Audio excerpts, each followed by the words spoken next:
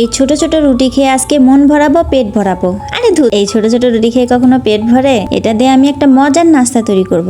সন্ধ্যাবেলা এমন নাস্তা হলে আর কি চাই। আসসালামু আলাইকুম, সবাই কেমন আছেন? আশা করি আল্লাহর রহমতে আপনারা সবাই অনেক বেশি ভালো আছেন। আলহামদুলিল্লাহ, আমিও আমার পরিবারের সবাই অনেক বেশি ভালো আছি আপনাদের দোয়ায়। তো চলেন রেসিপিটা দেখে আসি। আমি প্রথমে 1 কাপ আটা নিব, আটার সাথে সামান্য কয়েক দানা চিনি দিব, লবণ দিব সামান্য 1 চিমটি, তারপর একটু তেল দিয়ে ঠিক পরোটার খামির যেভাবে তৈরি করি আমরা এভাবে একটা খামির তৈরি করে নিব। নেওয়ার পরে এটা আমি একটু তেল উপরে মেখে দিয়ে ঢেকে রাখবো 5 মিনিটের জন্য। এর ফাঁকে আমি একটা বাটিতে 1 চামচ আটা নিলাম আর সামান্য একটু পানি দিয়ে ঘন একটা গোলা তৈরি করব, কারণ এই গোলাটা আমার পরবর্তীতে কাজে লাগবে। তারপরে আমি আটাটাকে নিয়ে অর্ধেকটা নিয়ে একটা রুটি তৈরি করে নিব। রুটিটা ঠিক মোটা হবে না, পাতলা হবে না, স্বাভাবিক রুটি যেমন করি তার সাথে একটু মোটা সাইজের রুটি করে নিয়ে আমি একটা ফ্রেশ সয়াবিন তেলের ঢাকনা দিয়ে আমি ছোট ছোট রুটি করে কেটে নিব। কাজটা আমি খুব দ্রুত দেখাচ্ছি, ফাস্ট ফরওয়ার্ড করে দেখাচ্ছি, কারণ ভিডিওটা অনেক লং হয়ে যাবে। আর এর ফাঁকে একটা কথা বলে, আমি কিন্তু আটার ভিতরে একটু কালো জিরা দিয়েছিলাম,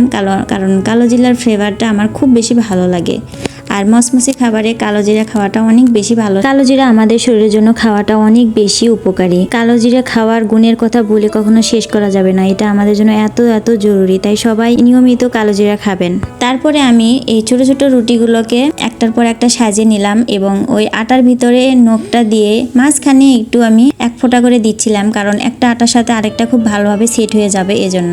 তারপরে একটা কাঠি দিয়ে আমি দেখেন কি সুন্দর করে একটু চাপ দিয়ে টেনে নিলাম, আর এই ফুল পিঠাটা আমার তৈরি হয়ে গেল। জিনিসটা কি ইউনিক তাই না? দেখতে কিন্তু খুব সুন্দর আর মচমচে। আপনারা চাইলে এটা মিষ্টি দিয়েও তৈরি করতে পারেন বা ঝাল দিয়ে তৈরি করতে পারেন, এমনকি মসুর ডাল বাটা দিয়েও একটা খামির তৈরি করে এভাবে তৈরি করতে পারেন। যেভাবেই তৈরি করেন না কেন, চেহারাটা দেখেই তো খেতে ইচ্ছা করবে। আর মেহমানের সামনে এমন একটা নাস্তা দিলে চটপট 10 মিনিটে তৈরি করে দিবেন, আপনার প্রশংসা করতে বাধ্য হবে সবাই, আর রেসিপিটা জানতে চাবে আপনার কাছে। তো আজকে আমি মিষ্টি দিয়ে তৈরি করছি না, কারণ আমার শাশুড়ির ডায়াবেটিস, প্রতিদিন মিষ্টি খেয়ে ওনার আবার ডায়াবেটিস বেশি হয়ে যাবে, তাই ভাবছিলাম আজকে একটু নিমকি টাইপের খাবার তৈরি করি। তো আমার পিঠাগুলো আমি একে একে তেলে ভেজে নিলাম। দেখেন কতগুলা পিঠে হয়েছে, আর মাশাআল্লাহ দেখতে যেমন সুন্দর, খেতেও এমন সুন্দর হয়েছিল, ঠিক নিমকির স্বাদ ছিল। তো আমার মেয়ে চাচ্ছিল একটু মিষ্টি দিয়ে খাবে, তাই অর্ধেকটা নিয়ে আমি খেজুরের গুড় গরম করে সেখানে একটু শিরা করে নিয়ে তার ভিতরে পিঠাগুলো দিয়ে একটু মিষ্টি করে তৈরি করে দিলাম। মাশাআল্লাহ মেয়ে আমার খুব মজা করে খেলো,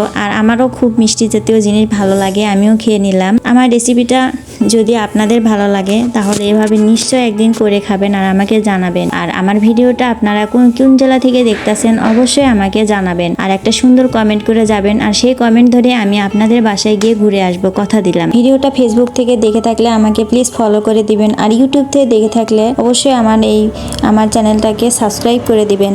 আজকের মতো ভিডিও এখানে শেষ করছি। আল্লাহ হাফেজ, টাটা।